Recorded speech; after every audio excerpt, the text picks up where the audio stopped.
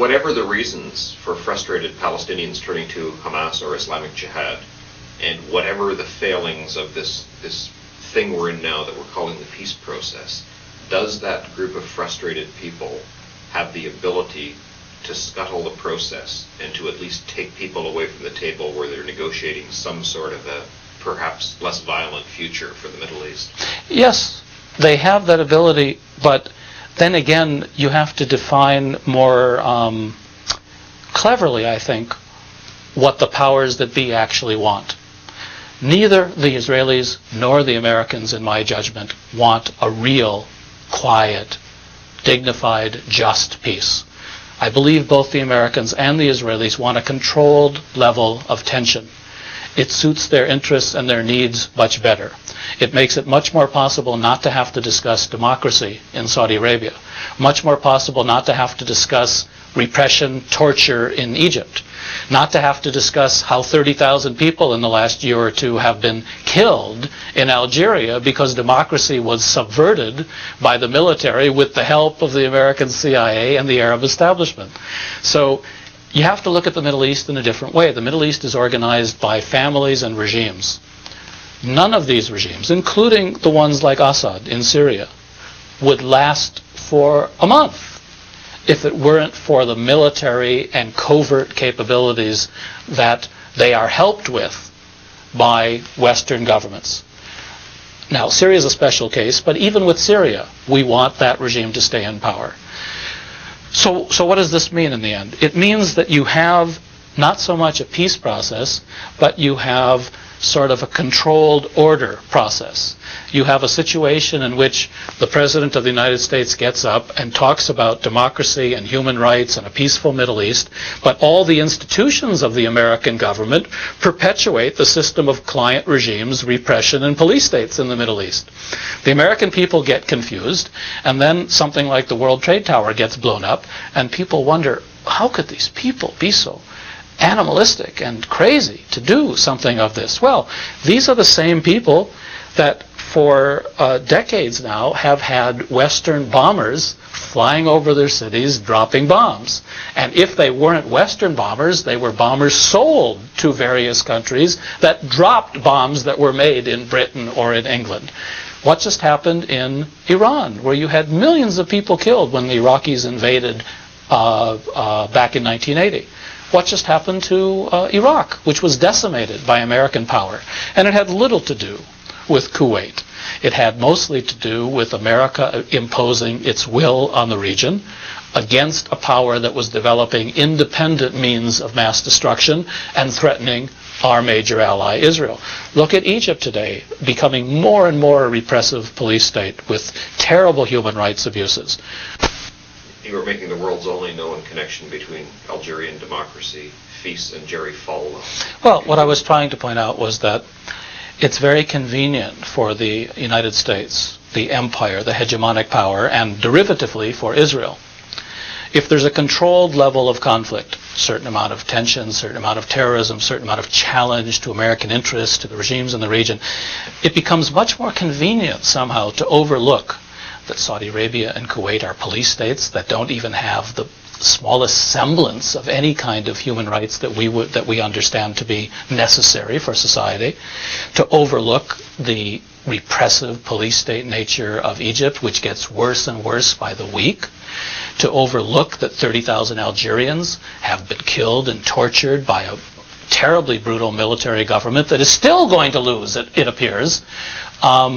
And maybe if the Americans thought of it in this way, what if Jerry Falwell, or someone of his kind, actually succeeded in getting a lot of votes and in a 3- or 4-way election was elected President of the United States? And then what if there were a military coup? And the military said, we won't allow this man and this party and this group of people to become the political establishment in this country. Well, there'd be terrible rebellion here. It's unthinkable that such a thing could happen in this country. Yet that's what happened in Algeria. These fundamentalists who are so disdained in the American media worked for a generation, built up their support, and were about to be popularly elected to be the government of Algeria. So what happened? The military took over, and who helped the military take over? The Western powers, the American CIA, and the regimes in the region, all of whom feel terribly threatened by their own populace. So you've got to factor all of this social and political awareness into the mixture when you use terms like peace process and diplomatic meetings. And let's take the example of September it was, 1993. A few days before, Yasser Arafat was a terrorist who couldn't come to the United States and who was vilified. All of a sudden, he's welcome at the White House. He's giving a speech on national television in front of the whole American population. Well, what happened? Yasser Arafat was the same Yasser Arafat. It's simply that he had acquiesced. Yasser Arafat had surrendered. Because he surrendered, he was invited to come. And since it's a modern era, unlike 100 years ago when Geronimo was required to hand over his gun and the soldier vanquished him to get on a train and sent him to Florida with a promise that he'd come back in 2 years, but of course he never came back. Yasser Arafat was given the right to surrender by claiming victory. But the very man who had headed up his negotiating team, the very man who at Madrid was the centerpiece for the Palestinian delegation, Dr. Haider Abdel-Shafi, wasn't in the audience. Now, did you hear on your TV that major personalities from the Palestinian side wouldn't even come to the ceremony? No, you didn't hear that. You heard all the hoopla, you saw all the flags waving, you saw everybody shaking hands. It didn't look like a surrender ceremony. But the people in the Middle East, many of the people in the Middle East knew what it was. And there's another dimension here too, the media, the popular media. Now, there are plenty of independent small journals. I have written for many of them. But these reach a few thousand people, a few select experts in the field. So we all get our major information and we all establish the parameters of how we think based on the big newspapers, the big television channels. Who owns them? They're either owned by elements of the American establishment, which is almost always connected to the corporate and military elite in the country. In the case of the Arab world, who owns them? The regimes own them. The brother of the king of Saudi Arabia owns this one. A business partner of some person in Jordan owns this one, Ad-Dastur in Jordan. In Israel, it's a little different, but even there, the media is pretty much owned by the corporate, industrial, military establishment. So the average citizen really doesn't get any independent sources of information, which is why that even something like Dr. Abdel-Shafi, who just a few years ago was the chief spokesman of the Palestinian cause, the fact that he won't even come to the ceremony, nobody even mentions. These things create an aura in which Americans and people in the West are badly misled about the realities of the situation. So you talk to me about peace process. I was just there a few weeks ago. I didn't see a peace process. I saw tension. I saw humiliation. I saw aggravation. I saw fear. I saw a man in the hotel, a very nice young man, who wanted to talk to me about how he felt about Egypt. He's not political. He's just a nice person working in a restaurant. Very competent, by the way. But he wouldn't talk to me on the camera. And he told me later because he was afraid.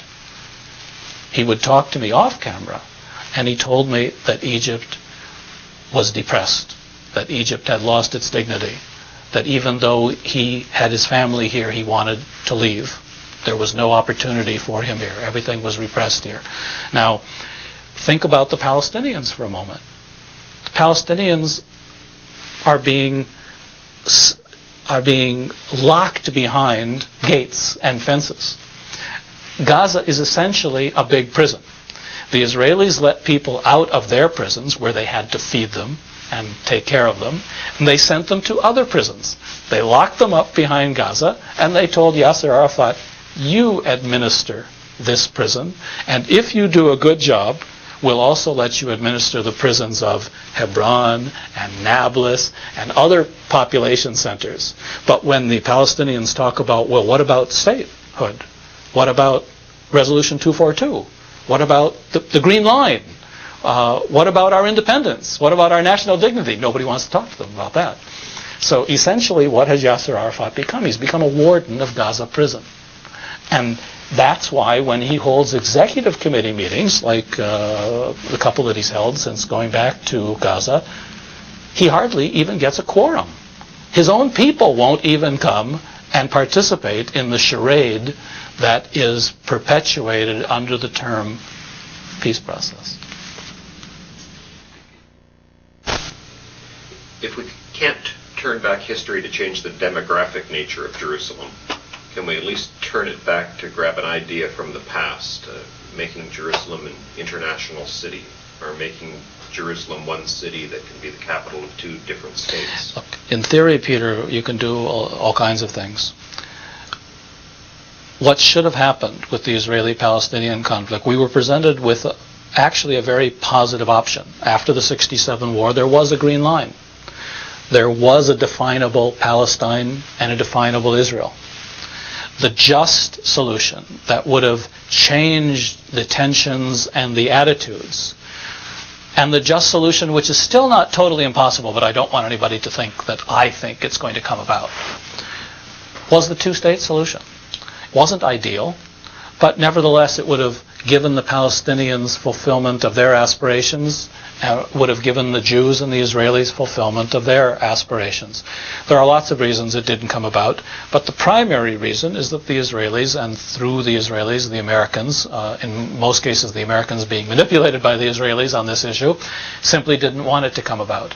Now we've reached a point where the demographics, the building, the settlements, the very nature of how Jerusalem is laid out on the ground physically has reached a point where it's not real anymore. The Israelis would have to make far more compromises and changes and leave areas and turn buildings over to Palestinians. That kind of thing isn't going to be done by agreement when that party is already on top with the backing of the United States. That kind of thing would only be done in the aftermath of a war, or if the Arabs had countervailing pressure and countervailing power, which they don't have. Now, on the other hand, I would not want to judge how the Middle East is going to look 10 years from now. I would not want to bet that a Mubarak-type government is still going to be in power in Egypt. I wouldn't want to bet on the Hashemites. I wouldn't want to bet on the Saudis. Look what we've gone through in the last 15 or 20 years in terms of turmoil in the region. On the other hand, the American war against Iraq was sort of a statement that the United States, the empire, working through international institutions when possible, but negating them if necessary, is going to maintain the status quo, going to maintain the boundaries, the regimes, and the system, if at all possible. That's what the Americans said to the region, and that's why so much tension has been building up in the region. But also look at it this way, it's sort of a big scam. The Americans maintain a certain level of tension. They buy plentiful cheap oil, even though they could produce their own oil, but it would cost them more and they would be depleting it. They buy plentiful cheap oil. Then what happens? The Israelis are given a few $billion a year to buy American arms. This money flows back to American arms industries. In return, the Arab regimes buy $15 or $20 billion in petrodollar arms. So who really gains by this? The United States gains at every turn. Plentiful oil, cheap oil, artificially inflating the standard of living of the United States, because essentially the black gold of the industrial age is ours for the taking at cheap prices. Then the petrodollars are recycled into the American arms and banking industries. And in a sense, it's a scam that goes on. And the reason it can be maintained is because we then use some of that money and some of that power and some of those arms to keep our rulers in place. These leaders are largely despised, but they rule through terror. And then the American president gets up in front of the country and at State of the Union messages and has the audacity to talk of democracy and human rights and peace in the Arab world. And when you look at it through that kind of a lens, it shouldn't be so hard to understand that a lot of people snicker And a lot of people, raise their eyebrows. And a lot of other people say, people who don't have options, who don't have jobs, who only have history and dignity and family, a lot of other people say, we're going to fight against this, and we're going to try to impose our values, our religion, our political philosophy, and most importantly, our own indigenous leaders. That's what we want. And that's where the irony of someone like myself comes in. After so many trips to the region, one starts off as a Jewish American I was mostly a Zionist in my student days. I worked for the American Jewish Congress and worked for the World Jewish Congress as their representative for 10 years. But the irony is that if one believes in human rights, democracy, national dignity, one has to be a supporter of those who are fighting against the systems of government and the regimes that have been imposed on them in the region, which creates a somewhat incongruous situation for someone like myself. But I'm certainly not unique or alone. I know a lot of people in the region, not in Washington. I mean, we've had this discussion. Washington's the land of the body snatchers. Just about everybody who talks about the Middle East here is doing so always looking over their shoulder to who's funding their institute, who's pulling their strings, who's going to see this film, this documentary, this CD. It's the land of the body snatchers and the land of the anxious. So you'll find very few people in this city that are willing to just sit down and have a free-willing discussion in front of a camera. Much, much better if you put the cameras and the tape recorders away, gain their trust, and have, just a private discussion. But Washington is not really a place of private discussions. Everything here is imagery, hype, media, fighting for time on TV.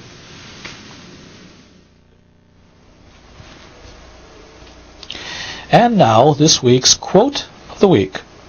This week, Shimon Peres, Foreign Minister of Israel, speaking not here in the United States or on international television, but at an Israeli cabinet meeting. Quote, "We are doing our best to see that no settler is evacuated. We did not concede on anything that was in our possession. We did not concede on Gaza. Rather, we freed ourselves from Gaza. We did not come to negotiations with the PLO because we have changed, but because it has changed."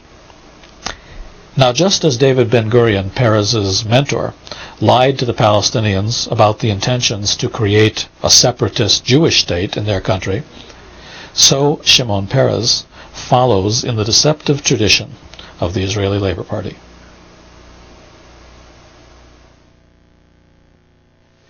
Well, we've heard a lot of these arguments before. We've heard arguments about ulterior motives for the outside world's interest in the Middle East.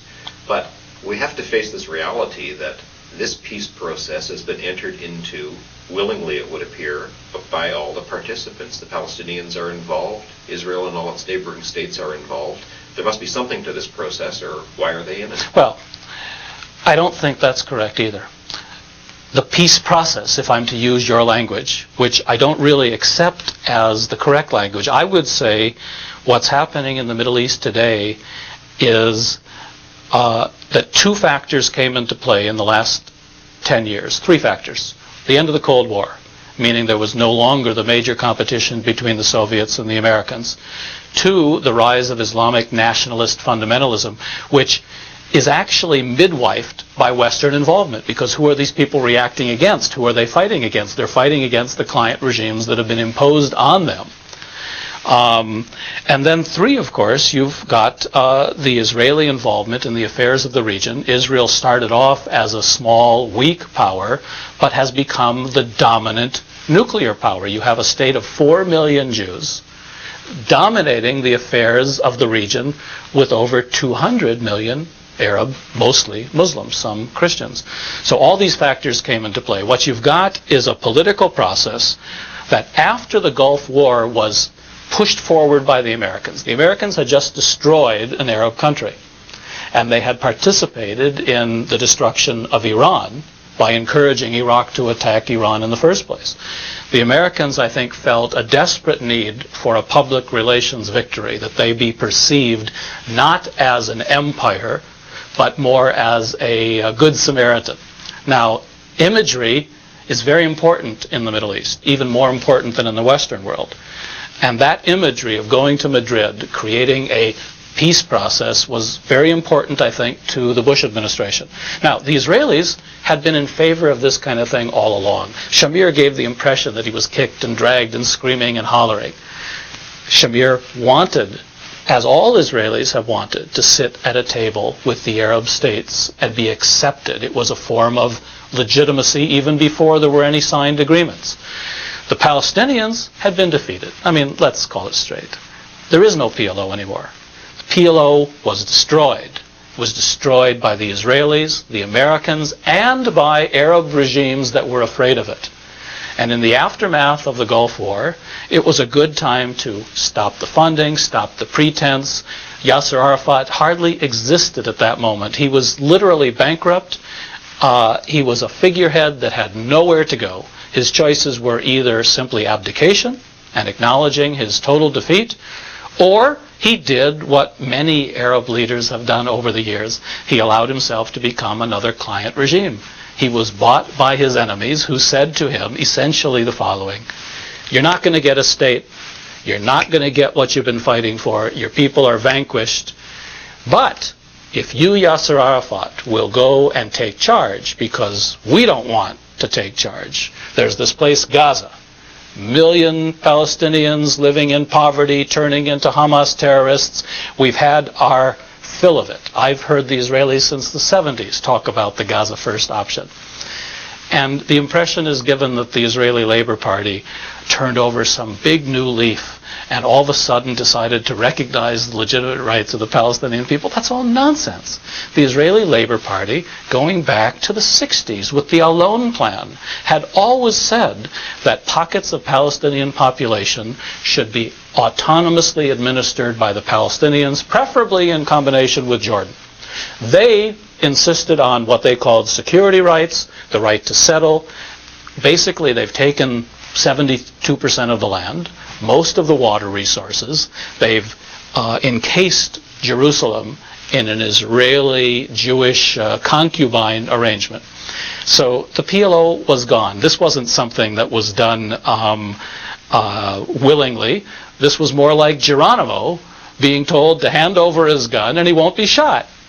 And I don't know if you recall that Yasser Arafat actually, it's unbelievable, he actually, at the White House ceremony, wanted to hand over his gun to the President of the United States right there on the podium. That's how bad the whole thing had gotten. Now, of course, the imagery of presenting this is different.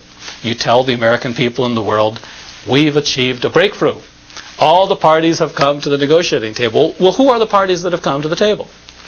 The government of Egypt, which is essentially a military government. You redress generals in civilian uniforms, you give them American money and CIA protection, and an unpopular regime continues to rule Egypt. What is the Hashemite regime? Put there by the British, by Winston Churchill, by British funds, by CIA funds, and imposed on Jordan. What is the Saudi regime? The Saud family. What is the Al-Sabah family? There's no semblance of democracy or human rights in any of these places. It's the complete opposite of what Bill Clinton says every time he gets up and speaks about the subject. But the average American hasn't been to these places. The average American has a hard enough time remembering American history and the Civil War and the war against Britain.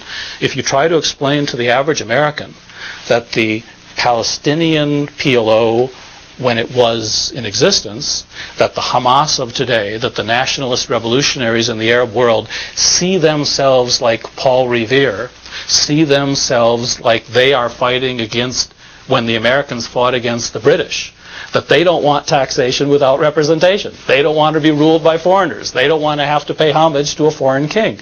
Now, the average American can then begin to, realize that maybe there's a whole side to this, the whole way of looking at this problem in the Middle East, these problems in the Middle East that they haven't been exposed to. And when you start looking at it through these different lenses and in these different ways, you begin to reach very different conclusions.